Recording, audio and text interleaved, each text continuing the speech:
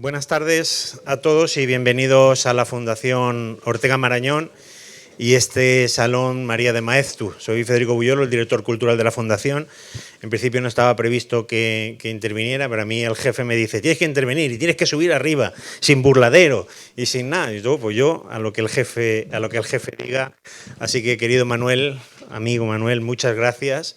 Muchas gracias otra vez por venir a la Fundación, por traernos un libro tan interesante, por traernos un acto tan importante, que a tenor de la sala ya uno dice, hoy calculábamos, dice, ¿cuánta gente va a venir? Con un Madrid, Real Madrid, Atlético Madrid, yo decía, tampoco va a venir tanta gente. Entonces, con lo cual, de verdad que yo, Manuel, yo creo que buena parte del mérito es tuya, así que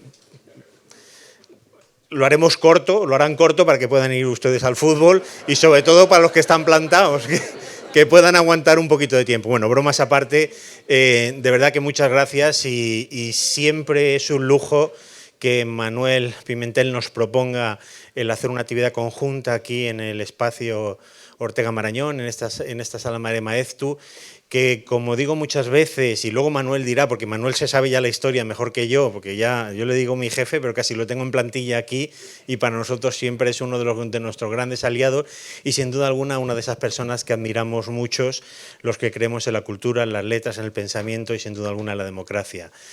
Hoy nos reúnen aquí con un libro muy interesante, que no voy a desvelar, que será el autor que los devele y los contertulios, pero sí que quería aprovechar este momento para en estos momentos de convulsión, de debates interesados, esta casa lo que quiere hacer fundamentalmente es ser eso, ser un espacio de encuentro, un espacio de diálogo, un espacio donde a través de la palabra, la razón y el entendimiento entre las personas construyamos esa democracia que costó tanto conquistar y que sin duda alguna deberemos y debemos constantemente seguir acrecentando.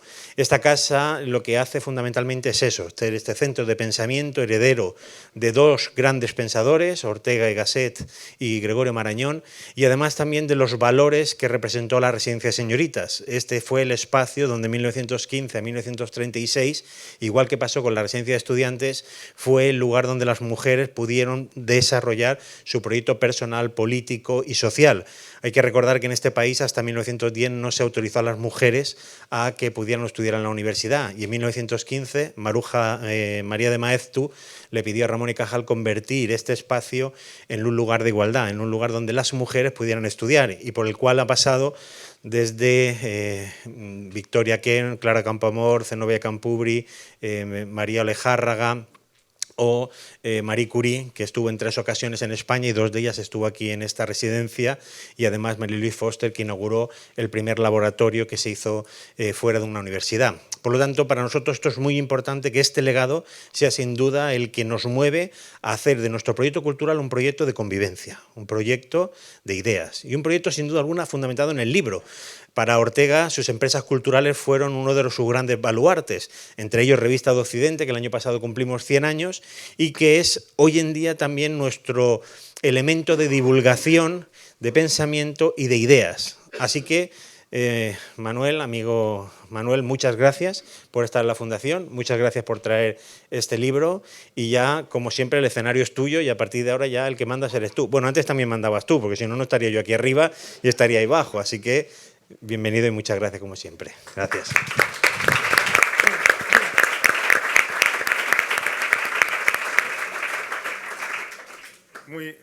Muy buenas tardes. ¿Se escucha ya el micro? Muy buenas tardes. Muchísimas gracias por vuestra presencia. Muchas gracias a Federico Buyolo, que dirige esta casa.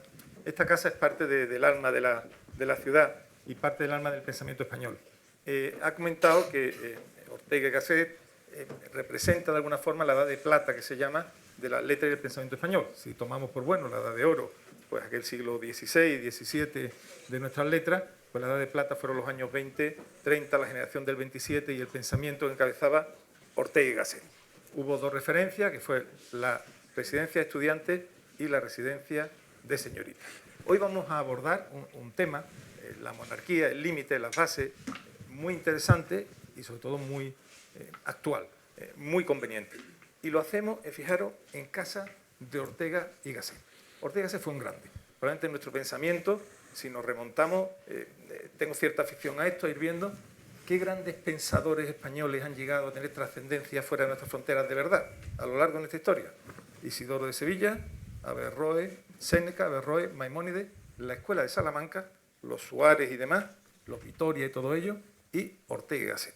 Probablemente estemos hablando del pensador, sin duda ninguna, más influyente y más trascendente del siglo XX. Ortega y Gasset tuvo, con la monarquía y la república, fijaros, una relación ambivalente. Él encabezó pues, un movimiento intelectual a favor de la república.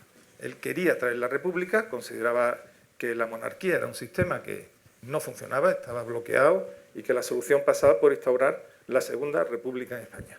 Aquella pasión juvenil, aquellos arrebatos, aquel trabajo, pues no tardó en frustrarse, salió de España, se autoexilió y diciendo no era esto, no era esto, no era esto. Ortega dedicó mucho tiempo y pensamiento a reflexionar sobre el sistema de gobierno más adecuado a España y el por qué tenemos como esos demonios familiares que nos impulsan a posturas maniqueas, enfrentadas, confrontadas, sin que pareciera, ¿verdad?, que hubiera fórmulas de mesura. En el libro, que Manolo, y ahora voy a presentar a las personas que lo van a presentar y le tocará, en el libro va a abordar precisamente un papel, y yo creo que es el mensaje esencial, ¿no?, que el rey tiene sentido y tiene sentido en cuanto que aporta estabilidad, mesura, equilibrio, visibilidad, representatividad, ¿no?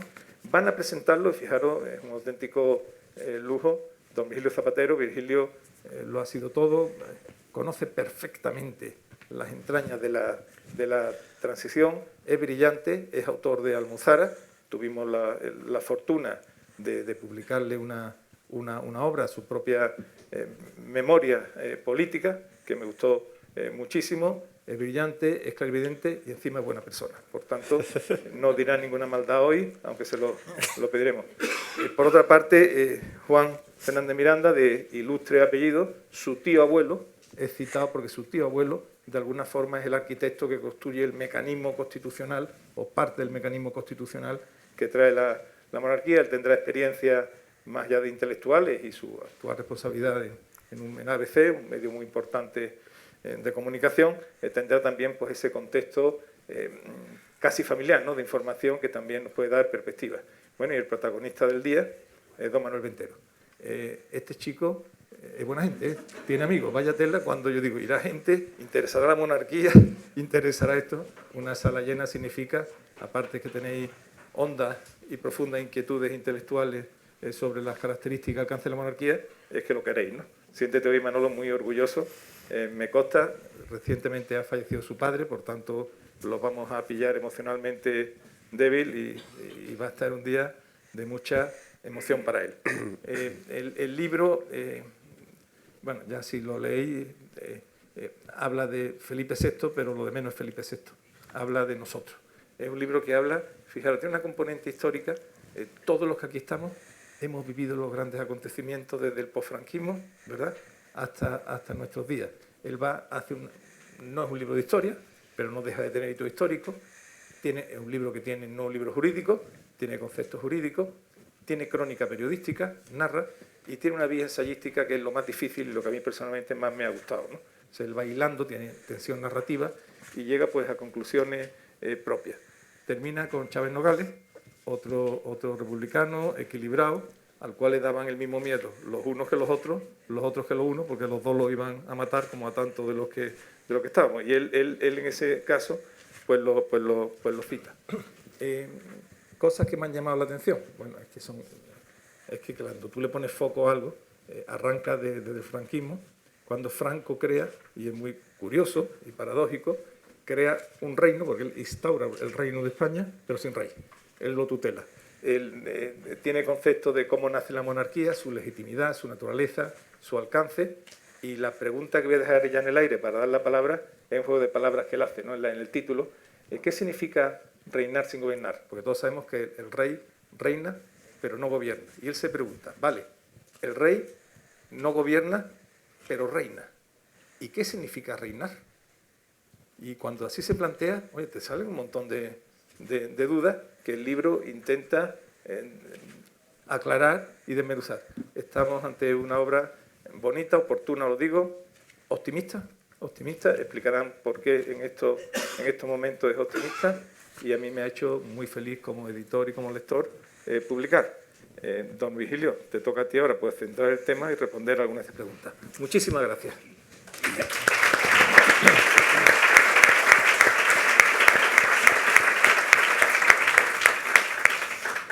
Buenas tardes y muchas gracias por invitarme a este acto, pero conectaría con lo que acaba de decir la cita que ha hecho Manolo a Ortega y Gasset. No es esto, no es esto. Y la verdad es que no es esto lo que yo tenía preparado, porque yo venía pensando que aquí tendríamos una mesa, había escrito 15 o 20 o 30 cuartillas, y digo, bueno, pues las leo y ya está. Y no me ha dado tiempo ni para hacer un guión, o sea que le ruego que disculpen, no se las voy a leer todas, pero sí algunas, si les parece.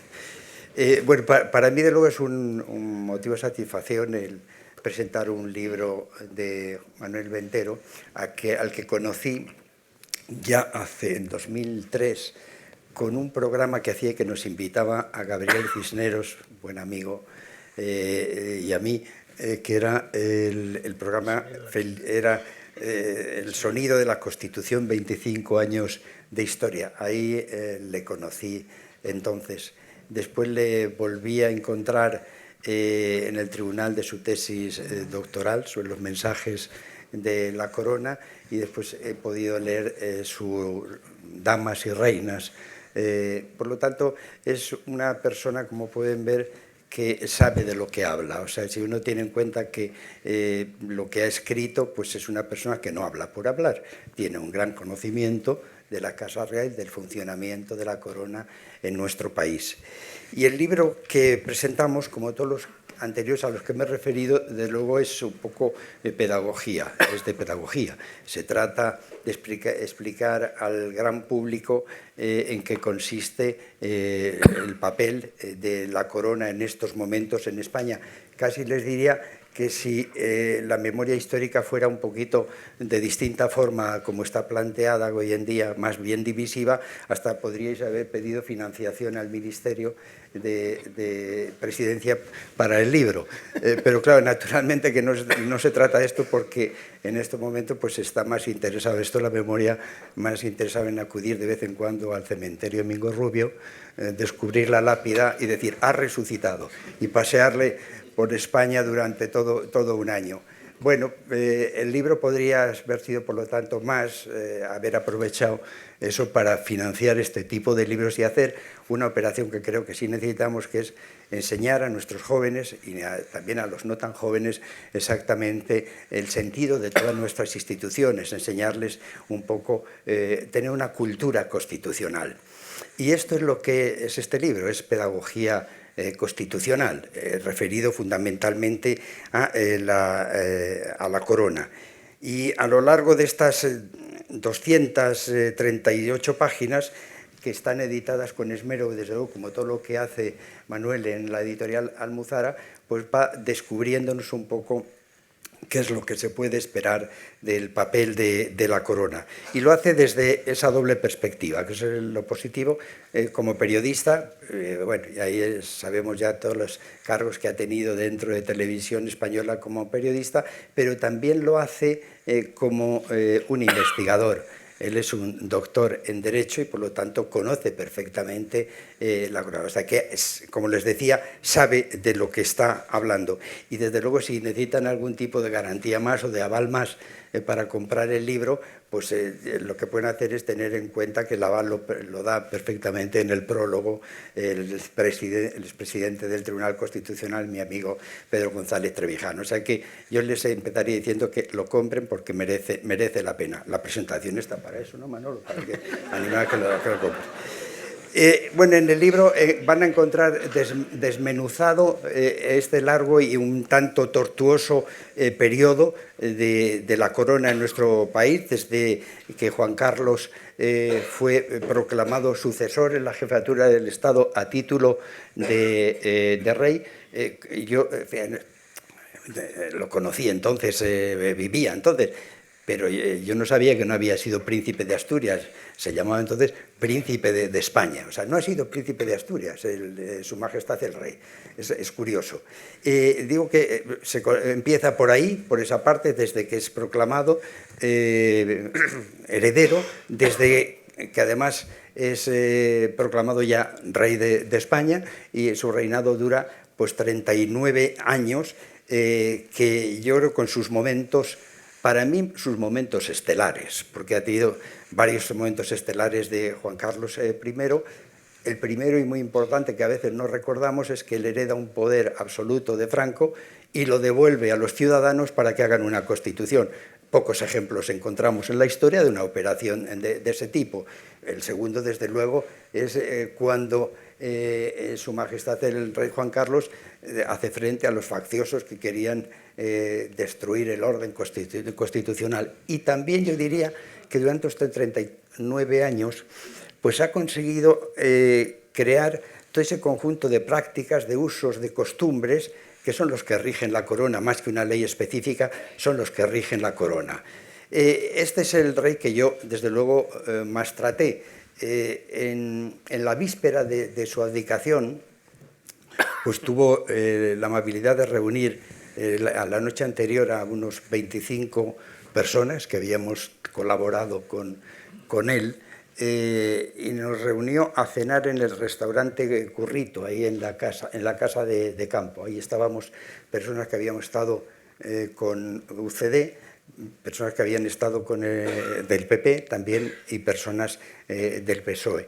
Y en aquella cena, pues que nosotros, en aquel ambiente cargado de nostalgia y también de una cierta tristeza por los últimos acontecimientos de la Casa Real en aquellos días, pues tuve el honor de ir dando la palabra a todos los allí presentes, y todos ellos coincidieron en dar las gracias a Su Majestad el Rey Juan Carlos por todo lo que había hecho para consolidar no solamente la corona, consolidar la Constitución. Y de allí salimos todos ya a altas horas de la noche pensando que se había terminado una época y empezaba otra época. Y que empezaba otra época, de luego, cargada de nubarrones que iban a afectar a toda España y a todo el sistema político español, y también iban a afectar a la corona. Terminamos, como os digo, a altas horas de la noche, pues diciendo un viva al rey saliente y un viva al rey entrante, pero con esa sensación de que éramos, a partir de ahí, nuestro país, con el nuevo monarca, empezaba ya otra historia que también afectaba a la corona. Y afectaba, decía, con negros nubarrones, porque en España se había sembrado ya la semilla de esta polarización encanallada de la política que se rige hoy aquí. Había vuelto Carles Schmitt a España, que ya estuvo aquí, desde luego, haciéndonos visitas en su tiempo. Yo recuerdo que estuvo en el 29, pero después también estuvo en el 43, vino a España por segunda vez a explicar, invitado por el Instituto de Cultura Alemán nazi, a explicar a los españoles que la mejor forma de entender la política es sobre el eje amigo-enemigo. Y parece que esto, bueno, pues de esos rescoldos de la política entendida como amigo-enemigo, pues de nuevo ha vuelto a surgir el fuego, y el fuego de esta forma de entender la política como una guerra. Parece que en España estamos empeñados en dar razón a Larra, cuando, fíjense, en 1836 decía que España no es una sociedad, sino que es un campo de batalla. Y algo de esto es lo que empezaba en ese momento, la política entendida como un campo de batalla. Y aquí hay fundamentalmente para mí hay dos etapas muy claras y muy distinguibles en la corona en nuestro país. Una etapa que yo fue la que más conocí como ministro de la Presidencia o Relaciones con las Cortes, donde el rey Juan Carlos reinó en una etapa de consensos en los temas fundamentales. Entre los distintos partidos había un consenso. el rey Felipe VI está gobernando y tiene que gobernar en una época de graves disensos. Y no es lo mismo, desde luego, gobernar en una situación que en otra. Yo entiendo que cada uno, desde luego, en cada momento tuvo su afán, tuvo sus problemas, tuvo sus retos, pero yo entiendo que el reto de la monarquía en estos momentos es un reto el papel del monarca es algo mucho más difícil o tan difícil como pudiera ser el de Juan Carlos, pero de distinto tipo. Y esto es lo que trata este libro, o sea que cuando entra en ese día Felipe VI es proclamado rey, la situación era tremenda, o sea, cómo reinar sin gobernar en tiempos encanallados, en tiempos de cancelaciones, de construcción de muros, de conversión del adversario en un odiado enemigo al que hay que destruir. Y estos son los dos diferentes contextos de la monarquía. Un contexto de consenso político y reinar sin gobernar en un contexto de disenso profundo. Y lo que hace el libro es sencillamente preguntarnos qué es lo que puede hacer el rey. Y yo creo que hay dos formas de leer este libro. Una, yo la he leído de las dos formas. Una empezando por el principio y terminando por el final, que es la que yo siempre estaba acostumbrando. Pero hay otra forma que es empezar por el final y después volver al principio. ¿Por qué? Porque en el final del libro lo que hace son las preguntas que hoy en día nos hacemos los ciudadanos. Y lo que hace el libro es dar material para que cada uno pueda responder a esas preguntas. En el libro, por ejemplo, las páginas finales de España 2024, ¿qué puede hacer el rey? Pues en estas páginas finales se enumera algunas decisiones que nos han sorprendido a los ciudadanos, como son indultos sin arrepentimiento, bloqueo durante 4 años del Consejo General del Poder Judicial, la ley de amnistía, los ataques a los jueces, la situación insólita de la Fiscalía, la anunciada financiación singular de Cataluña o la condonación de parte de las deudas de algunas comunidades autónomas y hoy mismo también el anunciado decisión sobre los temas de migración.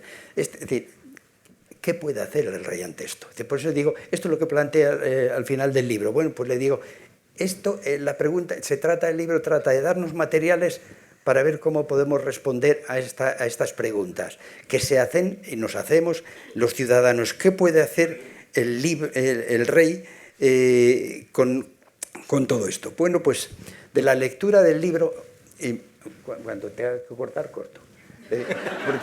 Porque son 30 y tantas páginas lo que tengo escrito, vamos. Un poquito más, pero solo un poquito más. Digo que de la lectura del libro que trata de responder a esas preguntas. ¿Qué puede hacer en esta situación el libro?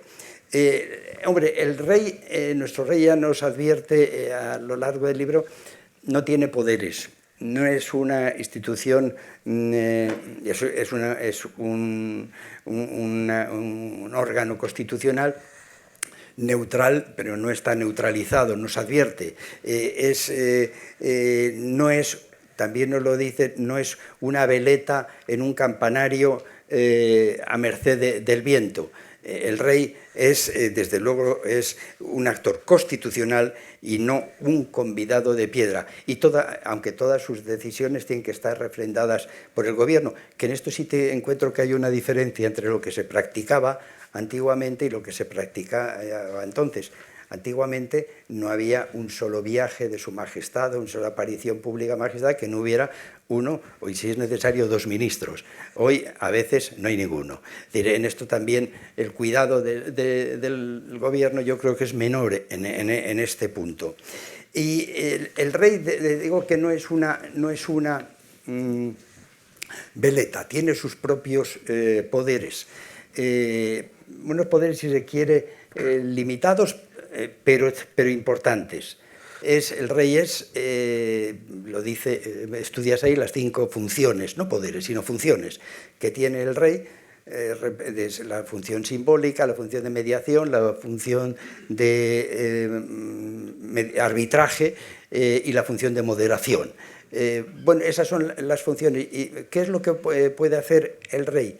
El rey empiezas con una frase que a mí me gusta del rey, y te pregunté que esto dónde la había dicho el rey, porque es que me parece importante para juzgar. El rey dice, empieza así, dice, lo que cuenta son palabras del rey del año pasado. Lo que cuenta es lo que hace cada uno, lo que cada uno aporta y con lo que cada uno contribuye por encima de cualquier otra consideración. Son palabras del rey. ¿Qué es lo que hace y qué es lo que aporta el rey en el cumplimiento de esas funciones? Pues mire, solo me referiré, para que no me corte Manuel, a dos nada más. La función simbólica y la función de moderación. El rey es símbolo de la unidad y permanencia del Estado.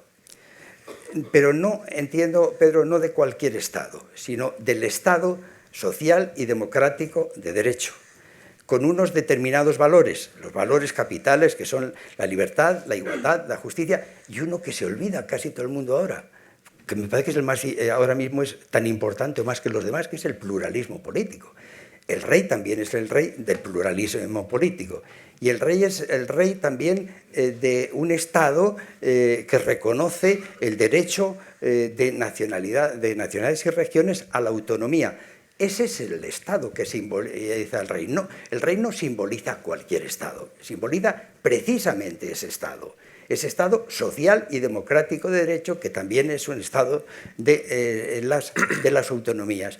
¿Y cómo el rey simboliza esto? Pues simboliza con su presencia y también con sus ausencias, que también son muy importantes señalarlas, con su presencia y con sus intervenciones, que hace Manuel Ventero aquí, analizar los discursos del rey, discursos capitales, como es el de la proclamación, o el discurso capital. Desde luego, he tenido que tener buenos asesores ahí, porque es un discurso fundamental, que es el que ocurre, el que pronuncia después del proceso de sedición de Cataluña.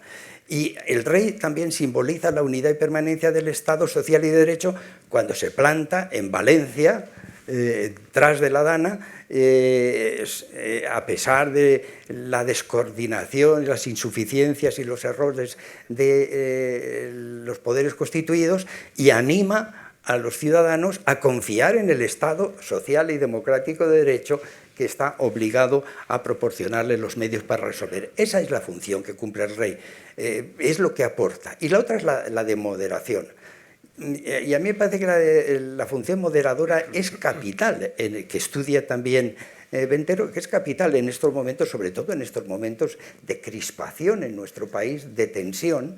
La función del rey, haciendo eso decía Vaguejot, de advertir, es aconsejar y animar. No tiene un poder específico, pero tiene una cosa muy importante, que es que advierte, tiene derecho, no solamente tiene derecho, tiene la obligación de advertir, aconsejar y animar, porque es una función que cumple.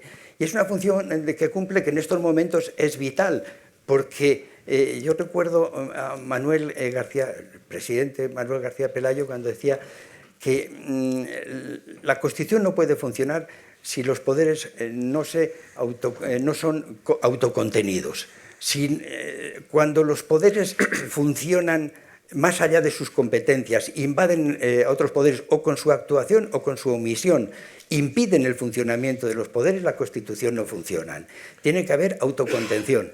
Y desde luego lo que hoy vemos es que lo que no hay es autocontención, lo que no hay es mesura, lo que no hay es medida en el ejercicio de las propias funciones. Y eso es la función capital que juega y puede jugar y debe jugar el rey en nuestro momento. Ese es sencillamente el órgano neutral que con su autoridad como símbolo del Estado advierte, modera el funcionamiento de instituciones y recuerda a los poderes sus respectivos límites.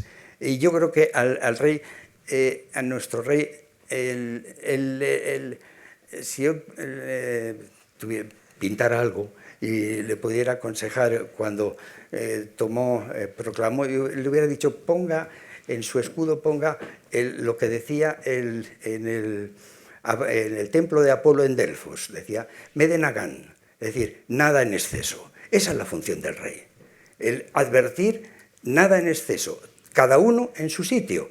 Y esa es la función que yo creo que mejor está cumpliendo también, o una de las funciones que está cumpliendo el rey. Bueno, pues de todo esto es lo que habla el libro. El libro es una información capital para que podamos los ciudadanos responder a esas preguntas: ¿qué puede hacer el rey en una situación que no nos gusta, muchas de las cosas que están pasando, y que decimos, debería hacer, debería? Bueno, el libro te dice cuáles son las posibilidades que tiene el rey y cuál es lo que el rey no puede hacer. Es decir, que si tienen alguna duda, este es un buen libro, cómprenlo.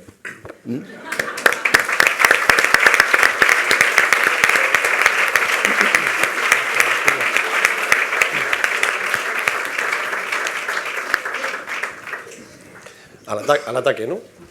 Bueno, pues muchas gracias y un honor para mí estar en la Fundación Ortega Marañón ante un selecto auditorio del que ahora hablaré y sobre todo presentando un libro a Manuel Ventero, que es un querido colega que ha escrito en distintas ocasiones el análisis del discurso de Navidad del Rey sobre la bocina, en directo, y eso imprime carácter. Manuel Ventero es un periodista y es un doctor en Derecho, y eso se nota en este libro. Es un libro que por una parte es el de un jurista, y solo hay que ir a la bibliografía, donde están citados los grandes juristas de nuestro tiempo, y algunos que no son de nuestro tiempo, pero muchos de los que son referentes hoy en día, entre otros el profesor Trevijano, que es además ilustre prologuista para Manuel. Pero también es un periodista, y eso se nota porque el libro es un collage entre la academia y el periodismo, entre la reflexión y la velocidad. Por eso creo que es un libro valiente, porque afrontas debates que se pregunta el auditorio, que se pregunta los que están yendo al Bernabéu ahora, ¿qué significa reinar sin gobernar? Y muchas preguntas que nos hemos hecho respecto al rey, los doctos y los que no tenemos ni puñetera idea de derecho constitucional. ¿Puede o no puede el rey firmar la amnistía? De eso se habló en España. ¿Debe o no debe? Que no la firme. Hubo un gran debate social sobre eso, en redes sobre todo. El libro afronta preguntas sencillas que se hace la gente, pero a la vez ofrece respuestas muy bien documentadas, bien reflexionadas y muy rápido. ¿Por qué muy rápido? Porque este libro se ha publicado cuando acaban de cumplirse hace pocos meses, los 10 años del reinado de Felipe VI. Parece mentira que hayan pasado 10 años en los que han sucedido tantas cosas, tan vertiginosos, tan difíciles. Lo decía Virgilio hace un momento, reinar en el disenso es más difícil que reinar en el consenso, evidentemente, y a Felipe VI ha tenido que afrontar situaciones muy complejas a lo largo de todo su reinado. Pero, sin embargo, sí da la sensación que después de estos primeros 10 años, como que se ha consolidado, ¿no? O sea, digamos que ya con una década a sus espaldas tan intensa, el rey Felipe VI es el monarca del presente y del futuro.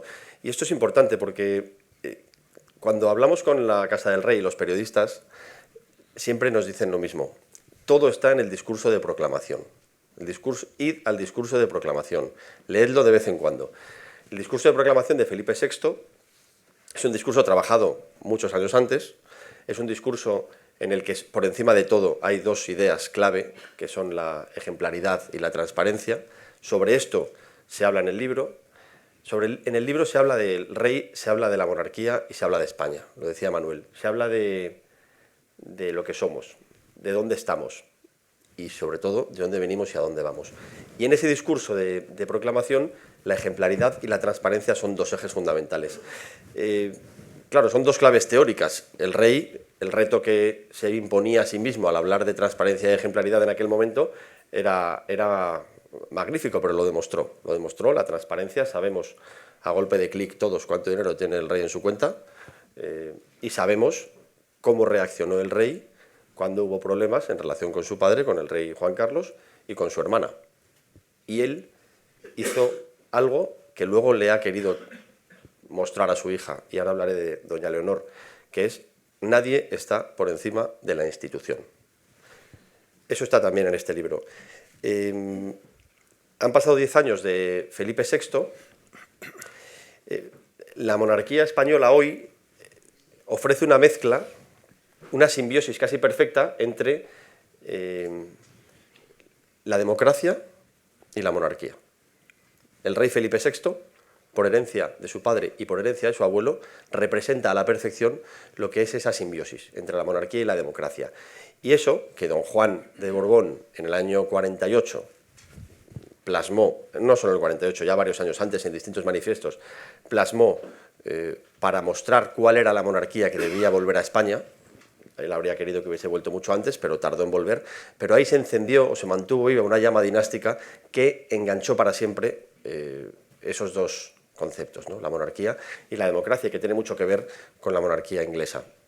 Luego llegó el rey Juan Carlos, en esa línea perfecta que empieza en don Juan y llega ya a doña Leonor. El rey Juan Carlos es el que consigue realmente que esa simbiosis se lleve a la práctica, entregando el poder heredado, el poder absoluto, al pueblo, además en un proceso récord, en un proceso de 19 meses, el rey cedió todo su poder, el pueblo español votó y en 36 meses hubo una constitución. En un proceso que, a pesar de que no se ha explicado demasiado últimamente y del que últimamente se habla mal o no se habla, es sin duda el gran momento de nuestra historia reciente, la transición política. Pero después de un liderazgo tan fuerte como el del rey Juan Carlos, con una imagen tan potente a nivel internacional, el reto de Felipe VI es convertir el juancarlismo en la monarquía. El rey de la restauración o de la instauración, primera pregunta de este libro, otra pregunta que responde el autor, es una figura enorme. Felipe VI tiene el reto de consolidar la institución. Y entonces aquí es cuando aparece, pocos meses antes de que acaben esos 10 años de reinado, aparece doña Leonor, la princesa de Asturias. Y en el acto de jura de la Constitución, el 30 de octubre del año pasado, de hace 2 años ya, del 23, cuando cumplía 18 años, el rey le dijo 2 cosas a doña Leonor. Le dijo, nadie está por encima de la institución, él lo ha demostrado, y la Constitución es el marco en el que debemos movernos. El rey o la princesa de Asturias el día que llegue a reinar. Y al final, con este relato que está atravesando las páginas de este libro, este mosaico de 16 capítulos en el que hay columnas puramente periodísticas, hay textos largos, hay textos cortos, pero realmente se lee con una facilidad asombrosa. En esta línea que empieza en don Juan y que llega a doña Leonor está una de las claves de la monarquía, que es la continuidad, que es el paso previo a uno de los valores principales de la monarquía constitucional, que es la estabilidad. Ofrecer certidumbre al pueblo, ofrecer estabilidad a la ciudadanía. Claro, la línea histórica la hemos dibujado en 5 minutos y se están obviando muchos de los avatares que han tenido que aguantar, primero don Juan, luego don Juan Carlos, después don Felipe y, quién sabe, llegado el día, la princesa Leonor. Pero sí quiero destacar que la princesa ha irrumpido con una fuerza y con un valor, un intangible para la Casa del Rey y para la corona, que es el de llegar a las nuevas generaciones. Porque después de todo lo que hemos comentado, la línea dinástica, la estabilidad, la continuidad, hay un valor que es fundamental y que es el gran reto, yo creo, para esta segunda etapa del reinado que se abre, que es la utilidad. Conseguir trasladar a la ciudadanía que la monarquía es una institución útil para el pueblo.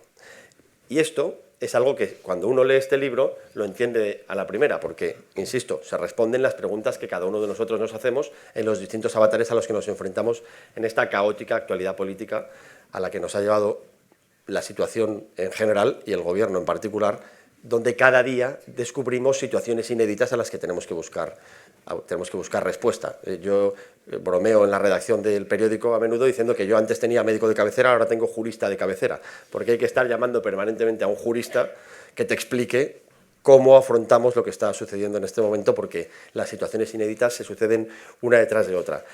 Este libro, que estoy seguro que todos los presentes van a comprar a la salida, como bien ha indicado Virgilio, debería ser, o tiene la vocación de ser lectura obligada, no solo para las 200 personas que estamos aquí hoy, sino para las 80.000 que están un poco más arriba en el Bernabéu, que también se hacen todas estas preguntas.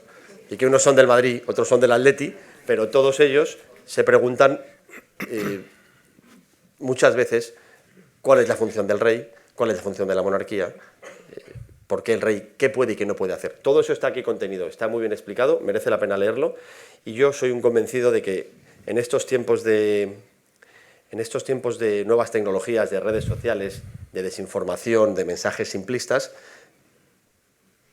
como yo soy un optimista, creo que hay una oportunidad. Y la oportunidad es la de la divulgación. Y un libro como este es divulgación desde la academia, desde no solo del periodista capaz de divulgar, sino del doctor capaz de anclar las reflexiones valientes que hace, porque las hace muy pronto, las hace cuando acaban de cumplirse 10 años del reinado, y las hace dando una solvencia intelectual a un debate que está en la calle. Gracias.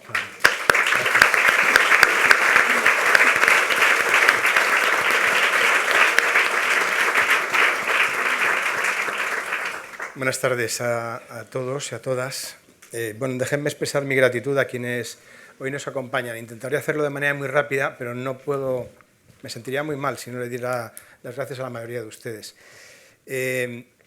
A mi familia, a mis amigos, a mis muy queridos compañeros de trabajo, hay muchos aquí, a colegas y amigos de la comunicación y del periodismo, a juristas eminentes que me estremece ver aquí, como Luis Carlos Bertrán, expresidente del despacho Uría Menéndez, Antonio y José Manuel Serrano Alberca y también Antonio Serrano Cítores, saga de abogados, donde los haya, a Juan Vilches, jurista, militar, escritor, a Belén Lavandera, abogada de Linklater, a empresarios como María Libao, Clemente González Soler, Sifrido Herráez o Graciela Martínez del Río, a compañeros del Instituto de Empresa, Alicia Arancha, Marcos, Mireia, Percival, nosotros sí fuimos a Harvard,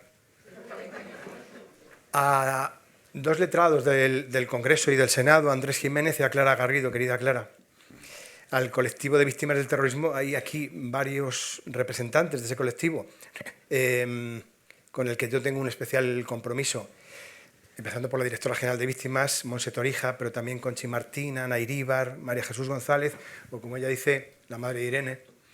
Y decir que ayer falleció Pilar Ruiz, por cierto, madre del asesinado Joseba y de Maite Pagazaurtundúa, presidenta que fue de la Fundación, y ya saben ustedes, dirás y harás cosas que me helarán la sangre, descanse en paz. Gracias a Charo López Miralles, consejera de RTV que fue, y a Rubén Moreno, consejero de RTV que es, a Amadeo Rey, que sabe todo de casas reales, ajenas y propias, a profesores de universidad como los catedráticos Rafael Navarro Valls, querido profesor, a José Manuel Vera, Alberto García Cervigón, al catedrático y rector de la Universidad Rey Juan Carlos Javier Ramos, María, al director de Bibliotecas, Archivos y Museos de Madrid, Emilio del Río, a queridos colegas del periodismo que no puedo enumerar porque sois demasiados, un abrazo y muchas gracias a todos, a alumnos como Marcos, cuánto tiempo ha pasado, y qué felicidad verte trabajando en la Cruz Roja, como siempre, con tanta ilusión y profesionalidad. A mis amigos del mundo de la música, que también es mi mundo, el mundo al que pertenezco, directores de orquesta, veo aquí varios, Lucía, José Ramón Encinar, Santiago Serrate, José Luis López Antón, Christoph Koenig, titular de la Sinfónica RTV, a Julia Iglinova, concertino de la orquesta, a Juanjo Colomer, compositor, a Sonia de Moon, querida Sonia, a Tomás Marco, director de la Academia de Bellas Artes de San Fernando, a Mancio Prada, compositor, intérprete, medalla de oro al mérito de las Bellas Artes, a Juan Manuel Cañizares, Premio Nacional de Música, a Gonzalo Augusto, a Ana Guijarro y Consuelo de la Vega, directoras en diferentes momentos del Conservatorio Superior de Música de Madrid, muy especialmente a Alessandra, que acaba de llegar, Alessandra Ruiz Zúñiga Macías, presidenta para España y Latinoamérica del Consejo Internacional de Danza de la UNESCO, vicepresidenta de la Fundación Internacional Gómez Martínez, de mi querido Miguel Ángel. Bueno, seguimos. Al embajador Inocencio Arias, querido Chencho, al embajador, otro embajador me falta por aquí, que ahora mismo, Gerardo Bugallo, que lo acabo de ver, a Francisco Ruiz Jiménez, querido amigo, inspector del Banco de España, es director general de SEPI, a Javier Arenas, compañero, periodista y desde hace años trabajador infatigable de la Dirección de Comunicación de la Casa de Su Majestad el Rey. Gracias a algunos políticos que han querido acompañarme, a Alicia García, senadora y portavoz del Grupo Popular en el Senado, a Héctor Palencia, diputado, a Carmen Funes, senadora y vicesecretaria de Organización del PP, a María Dolores de Cospedal, abogada del Estado, expresidente de la Junta de Comunidades de Castilla-La Mancha y exministra de Defensa, a Matilde Díaz Ojeda, mi querida Mabel, una vida dedicada a la salud de los trabajadores, como bien recordará Manolo, sindicalista de raza política, 4 décadas dedicadas a la militancia en la UGT, en el Partido Socialista y persona excepcional. A Juan José Laborda, presidente del Senado en 2 legislaturas consecutivas, en aquel momento se decía el senador con más años en activo en la Cámara Alta, no sé si le ha superado a alguien, es consejero electivo del Consejo de Estado. Gracias al presidente del Consejo Económico y Social de Castilla y León, el profesor Enrique Cabero, 200 kilómetros desde Valladolid demuestran la amistad que nos une y quiero darle y manifestar mi agradecimiento siempre, Enrique. Gracias especiales a Antonio Huertas, presidente de Mafre, una asegurada que cuida lo que importa. Su logotipo simboliza los valores de la seguridad y la confianza a través de un trébol mágico, con 4 hojas, las 4 hojas de la felicidad, la esperanza, la fe, el amor y la buena suerte. Y junto a su presidente reconozco esta tarde aquí a su vicepresidente y CEO, José Miguel Inchausti, a Julio Domingo Souto, director general de la Fundación, a Elvira Vega, a Juan Fernández Palacios, a Eva Piera. Gracias al presidente emérito del Tribunal Constitucional, Pedro González Trevijano, un prologuista no resulta obligado por el contenido del libro que prologa, pero al autor prologado queda para siempre comprometido con su prologuista, máxime cuando se trata de una persona excepcional. Nada que ustedes no sepan del rector que fue, del catedrático de Derecho Constitucional que es, de su legado jurídico y también literario, de su paso por el Tribunal Constitucional, al que aportó en un contexto de inédita presión política una elevada dosis de conocimiento, sensatez y templanza, perfectamente compatible esta última virtud con un firme compromiso institucional. Y ya en esta mesa, voy terminando, gracias a Manuel Pimentel, mi editor, persona a quien admiro. Hoy es un día de emociones, ahora ustedes a perdonar.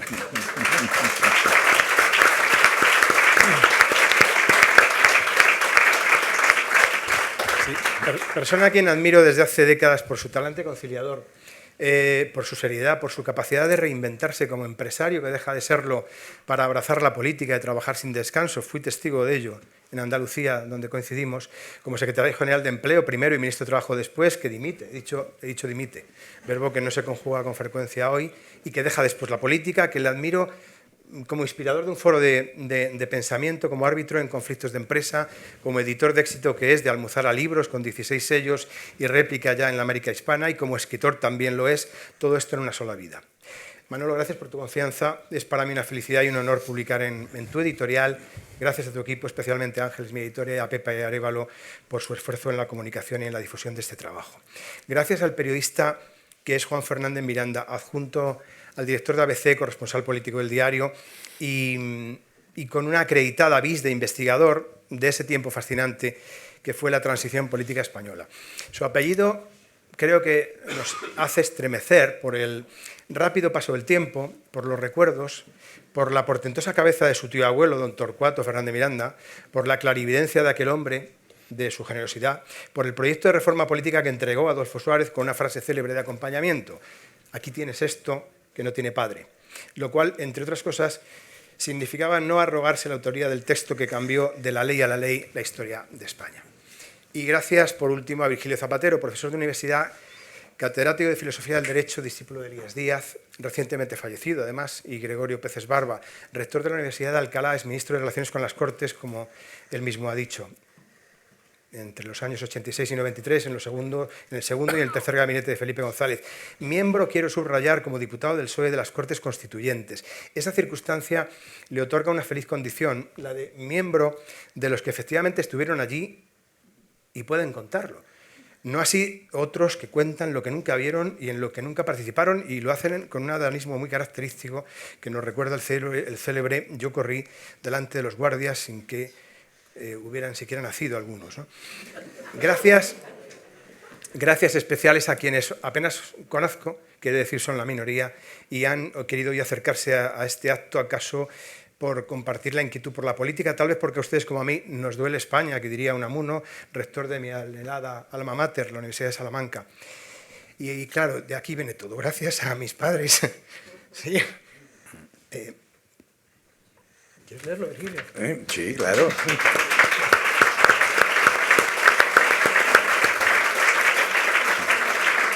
Sí, gracias a mis padres, Manuel y Teresa, españoles de la transición. Mi padre falleció hace exactamente un mes, no puede ver este libro impreso como yo habría deseado. A ello os he dedicado formalmente este libro. Yo me hubiera emocionado también.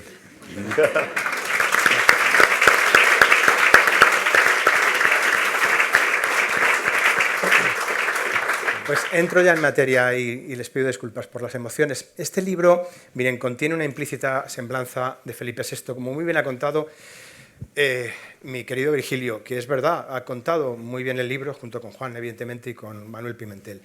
Pero es verdad que en absoluto encierra un enfoque geográfico del rey. Nadie espere un posicionamiento adulador de la corona. No era mi pretensión y no lo encontrarán en este libro. Sí es un libro que pretendidamente hace pedagogía de la Constitución de 1978, la primera efectivamente de consenso en la historia de nuestro país, y de la monarquía parlamentaria que en dicha carta consagraron los entonces padres de la patria con la correspondiente anuencia ciudadana, una gran anuencia ciudadana, de decir. Libro que pretende entender nuestro estado actual de cosas, como también advertir de los riesgos que... de los riesgos de la deriva en la que nos encontramos, de lo que algunos intelectuales de nuestro tiempo han calificado como democracia menguante. Un ensayo que reivindica para la jefatura del Estado, tal y como ésta se concibe en la Constitución, un ejercicio necesariamente ajeno a la lucha partidaria, una posición desde la cual el rey reina, como se decía, pero no gobierna, al tiempo también que no gobierna, pero reina. En el prólogo, González Trevijano describe una desventurada época caracterizada por una insoportable demonización del adversario político y una galopante degradación de la res pública y de las instituciones. Cualquier ciudadano medianamente informado, dice, es consciente de que malos tiempos corren y se avecinan en nuestra desasogada España constitucional. No seré yo quien corrija a mi maestro, tampoco cuando dice que soy un hijo, tan agradecido como comprometido de la transición política, porque efectivamente así me siento. Una transición que sirvió para desmantelar con inteligencia las rancias estructuras del franquismo, que cerró las cainitas y fratricidas heridas de una guerra incivil y que auspició la elaboración de una Constitución de verdad y con mayúsculas que nos abrió la puerta de la modernidad constitucional. Lo cierto es que España, en los dos pasados siglos, ha conocido toda suerte de enfrentamientos, desavenencias, procesos revolucionarios, golpes de Estado, guerras, dictaduras y hasta dictablandas. En 1978, sin embargo, los españoles vencimos la frustración histórica de no entendernos y demostramos que sí era posible la concordia, porque, como decía Calderón, no siempre lo peor es cierto. Firmamos la primera Constitución de consenso, que a su vez consagra por vez primera y de manera expresa una monarquía de carácter parlamentario, es decir, democrática. Y desde entonces han transcurrido más de 4 décadas de sosiego y crecimiento, de avances en todos los órdenes, incluida la confianza ciudadana y hasta la admiración internacional. Pero este convulso pasado, finalmente alentador, muta, sin embargo, en un aciago presente y en un horizonte sin expectativas claras. Una atmósfera enrarecida, un desgaste prematuro de las instituciones, una actualidad caracterizada por la pérdida de rigor democrático, de injerencia entre poderes, de ineficiencia, incompetencia, parálisis, de peligrosa relajación de los controles democráticos, con las instituciones en horas bajas, involucionando en su reconocimiento, en su rendimiento y su prestigio. Y en estas circunstancias tan poco alentadoras, donde con recurrencia y cierto desasosiego, surge la pregunta. Es en estas circunstancias donde surge la pregunta: ¿qué puede hacer el rey democrático que consagra la Constitución para frenar o contener tanto disenso del que hablaba Virgilio, tanta discordia, tal polarización y tanto frentismo? ¿Qué puede hacer este rey en la España presente? El libro rememora para ello los hitos más importantes del reinado de Felipe VI y compila simultáneamente, como bien decía Virgilio, los momentos políticamente más controvertidos, para al final volver a una pregunta recurrente: ¿qué puede hacer el rey? Ciertamente solo en contexto puede analizarse el ejercicio del jefe del Estado dentro de los estrechos márgenes que la Constitución atribuye a un rey democrático. Por ejemplo, se preguntarían ustedes años atrás: ¿qué puede hacer el rey ante una eventualidad del alcance de la celebración de un referéndum de independencia el 1 de octubre de 2017? Una declaración de independencia el 27 de octubre de 2017, que proclamó el establecimiento de la República Catalana como un Estado independiente y soberano. O un golpe de Estado sostenido entre marzo de 2015 y octubre de 2017, porque efectivamente eso fue el proceso. Bueno, tal vez dirigir un discurso a la nación, porque, describiendo lo obvio, se habían vulnerado de manera sistemática las normas aprobadas legal y legítimamente, demostrando además una lealtad inadmisible hacia los poderes del Estado, o porque se habían quebrantado los principios democráticos de todo Estado de Derecho y socavado la armonía y la convivencia en la propia sociedad catalana. ¿Acaso por ello era indicado que el jefe del Estado tranquilizara y recordara a los españoles, y especialmente a los catalanes, que no están solos, ni lo estarán, que tienen todo el apoyo y la solidaridad del resto de los españoles y la garantía absoluta de nuestro Estado de Derecho en la defensa de su libertad y de sus derechos? Pues tal vez fue lo apropiado, yo así lo creo. Uno de estos hitos del reinado lo titulo Discurso en defensa de la Constitución y antídoto contra un referéndum ilegal, o del riesgo de pasar a la historia como Felipe VI el Quieto, o el rey se hizo necesario y se revistió de legitimidad. Aún hoy podríamos afirmar que Felipe VI pronunció el 3 de octubre de ese año 2017 el discurso más importante de su reinado. Exorcizó el ansia nacionalista con los valores de la Constitución e insufló esperanza y tranquilidad a la mayoría de los catalanes y al resto de los españoles. El 1 de octubre fue a Felipe VI lo que el 23F había sido a Juan Carlos I. En los días previos, dada la magnitud de los acontecimientos, don Felipe meditaba la necesidad de comparecer ante la nación y trasladar un mensaje de sosiego y seguridad. Con el proceso en marcha y la convocatoria de un referéndum ilegal para el 1 de octubre, la situación política era literalmente insostenible. Fueron días de información, meditación y consulta a los más prestigiosos juristas del país en busca del mejor consejo. Buscó, como no, el de su propio padre, quien combatió el tenebroso episodio de 1981, pero ya en otros tiempos, muy diferentes a los de la recién inaugurada democracia. Felipe VI había de calibrar su verdadero margen de actuación como rey parlamentario, los límites de su intervención necesaria, los términos en que expresar el mensaje preciso y la oportunidad, cuándo y cómo hacerlo. La presión se hacía insostenible. Un conocido escritor y periodista, Alfonso Usía, monárquico, confeso, escribía en Twitter el 2 de octubre una viral advertencia: o el rey habla como hizo don Juan Carlos el 23F, o puede pasar a la historia como Felipe VI el Quieto.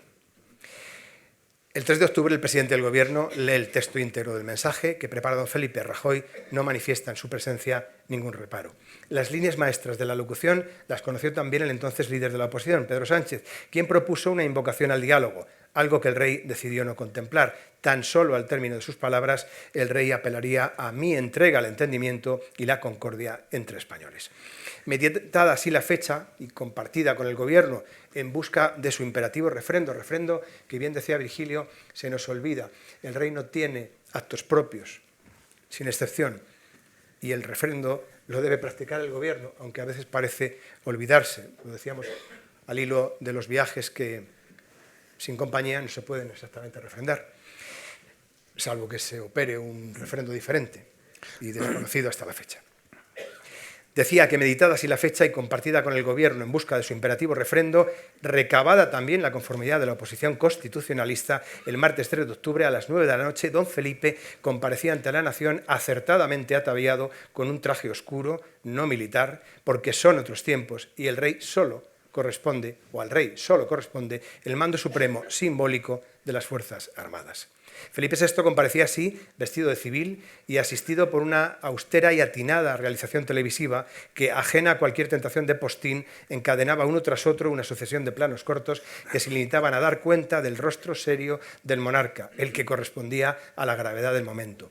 El movimiento acompasado de sus manos subrayaba su tono categórico, la contundencia de sus mensajes sobre los momentos muy graves para nuestra vida democrática que, decía Felipe, estamos viviendo. Felipe VI ponía de manifiesto la perfidia del gobierno catalán, instalado con su actitud al margen del derecho y de la democracia, y comprometía su palabra de que el Estado cumpliría su deber de asegurar el orden constitucional. La tutela de la Constitución, el principio de unidad territorial y el papel integrador de la corona adquirían una dimensión terapéutica frente a la psicosis nacional. El rey se hacía necesario y se revistió de legitimidad. No pronunció frase alguna en catalán porque era un mensaje a la nación. Prometió amparo, eso sí, a los españoles que en Cataluña se sentían abandonados. No están solos ni lo estarán. Y muchos de ellos, bien es cierto, perdieron el miedo en las numerosas manifestaciones convocadas a favor de la unidad de España. Pero es cierto también que el discurso mostró con claridad la fractura de la sociedad catalana. Durante los 6 minutos que duró su alocución no se escuchó la llamada al diálogo que una parte de la ciudadanía catalana esperaba y pretendía. Un anhelo que no dejaba de sorprender porque más allá de la deslealtad manifiesta de los promotores del proceso y de los delitos, perpetrado uno, el referéndum ilegal, y camino de sustanciarse el siguiente, la declaración de independencia, ¿acaso alguien podía esperar del rey, símbolo de la unidad de España y de su permanencia, una invocación al diálogo con los separatistas? El 3 de octubre, Felipe VI se apostó la corona a una carta llamada España. No había alternativa. Y el catálogo de anécdotas, no quiero extenderme, porque además ya lo ha apuntado Virgilio, de anécdotas, casos, dudas, preguntas, recelos, preocupaciones, que se acumulan en esta década, es literalmente colosal. Un indulto del gobierno a los presos de un proceso soberanista, una ley de amnistía que deja en evidencia a los jueces que en 2019, constatados diferentes delitos, habían aplicado una serie de condenas a los infractores, líderes todos ellos del proceso, un pacto de gobernabilidad en la Generalitat a cambio de una financiación singular para Cataluña que afecta a todos los españoles y cuestiona el principio de igualdad que consagra el artículo 14 de la Constitución, las injerencias constantes de un poder en el espacio de otros poderes, el escaso respeto que se dispensa a la Fiscalía, mencionada sin rubor desde una posición de dominio y faltando al respeto de una institución que data de 1870. Por no hablar del cuestionamiento sistemático de los medios de comunicación, de la advertencia gubernamental de legislar con o sin el concurso del poder legislativo. ¿Cabe mayor aberración política, parlamentaria o constitucional? O por último, y para no cansarles, pero me siento muy comprometido, hay un episodio de 3 de octubre de 2024, fecha en que a Euskal Herria Bildu se le permite anunciar la derogación de la ley Mordaza y las características de la nueva ley de seguridad. El día en que el socio más inconveniente de la coalición de gobierno fue el elegido para anunciar la abolición de la ley y dar las explicaciones correspondientes, una humillación injustificable a los cuerpos de seguridad del Estado y a las víctimas del terrorismo, que escucharon los principios que inspirarán la nueva seguridad ciudadana en boca de los portavoces de una formación filoetarra. Lo pregonaba en el Congreso sonrisueña Merche Aizpurúa, condenada por enaltecimiento del terrorismo, aplaudidora antaño de asesinatos de policías y guardias civiles desde tribunas como Egin.iora de Euskal Herria o Gara. ¿Prospere o no prospere este proyecto? Miren, esto dependerá de la exigua y tornadiza mayoría de gobierno, destacará en el top de las grandes ignominias haber optado por Bildu como redactora de los nuevos protocolos policiales y sus correspondientes límites de actuación. No es fácil imaginar mayor escarnio elegir para tan delicado menester a una federación de partidos conformada por simpatizantes y exmiembros de la organización terrorista ETA, muchos de ellos con condenas cumplidas y ajenos todos a una necesaria petición de perdón a las víctimas y en general a los españoles. De esto habla efectivamente mi libro.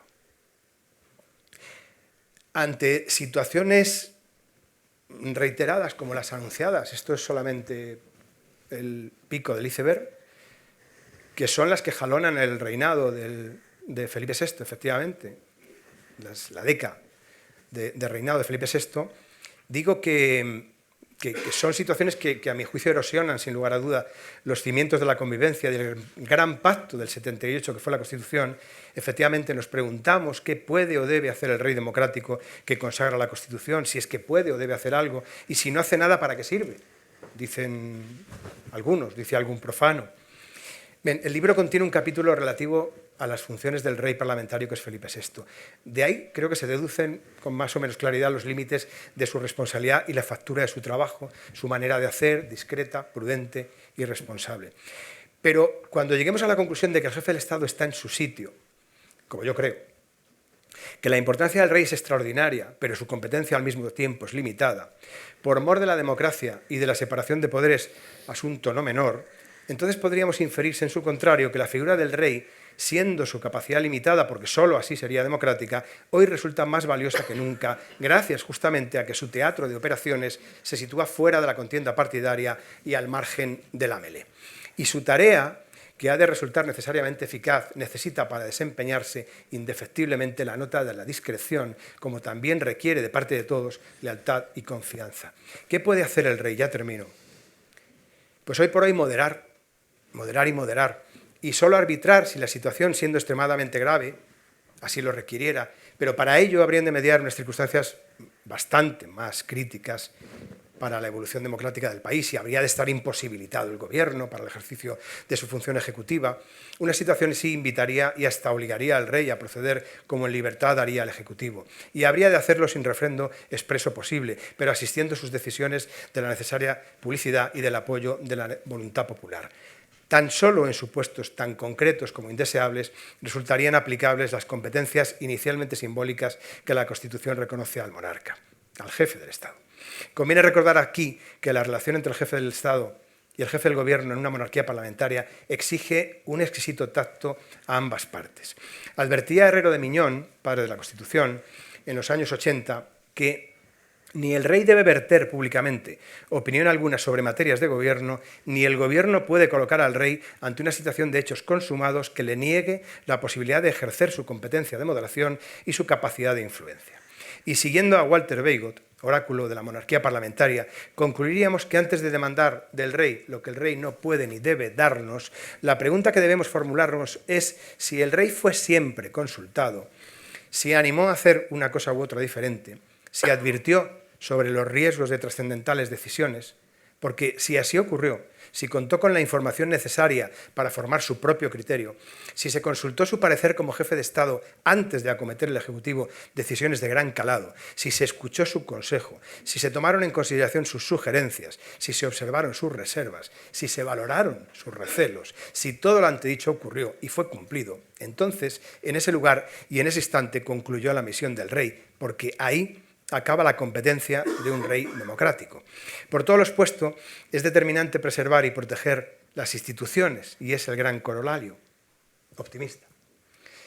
Proteger las instituciones, preservarlas, empezando por esta, la jefatura del Estado, la corona, tanto como promover la conciencia, el compromiso social y personal, la participación, porque no hay mejor veto a los incompetentes y a los autócratas que la contestación ciudadana. Y por eso y por último, un buen rey sabrá hacer discretamente su papel apartidario y de Estado. Y quiero y queremos confiar en que Felipe VI sea el rey que necesitamos. Entre tanto, a nosotros, como afirmó recientemente Miguel Roca, nos queda darnos la mano y no la espalda, suscribir políticas de acuerdo que requieren, eso sí, de valentía y coraje. Este es un reto que no es obra exclusiva de los actores políticos, sino que nos concierne a todos y a cada uno de los ciudadanos. La ingeniosa expresión «esperando a Godot» se traduce como jarro de agua fría en un Godot no va a llegar, pues Godot somos todos. Ciudadanos impelidos a tratar de rectificar los errores cometidos, las desafortunadas decisiones ya adoptadas, así como a emprender sin pausa iniciativas que con espíritu renovado estén igualmente presididas por el acuerdo y el respeto a los demás, determinaciones orientadas a la necesaria preservación del Estado de Derecho con mayúsculas y su desarrollo institucional, siempre bajo los principios y valores que inspiraron la vigente Constitución de 1978. Muchas gracias.